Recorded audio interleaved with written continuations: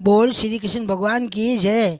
बेटा आज बड़ सावित्री रो व्रत है, अमावस है और बड़ सावित्री पूजा है। जेठ का महीना में हुआ करे अमावस की, तो तण में सगड़ी पूजा को भेजियो बता दियो।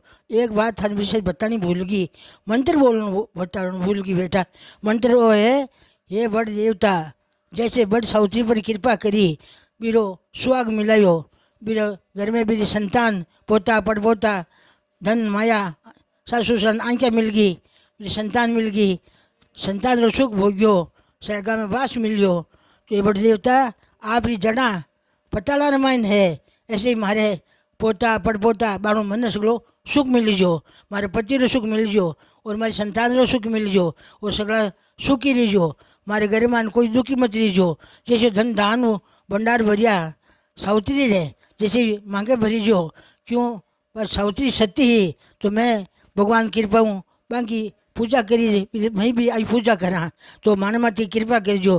कृपा दृष्टि बरसता करीजो। पीर और सासरो सगड़ो अजर अमर करजो।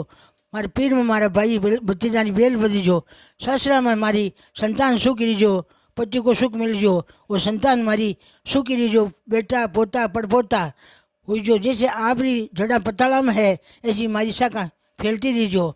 वो मंत्र बोल दीजो, भगवान तांग नो निंद करी वो शिवान की जय।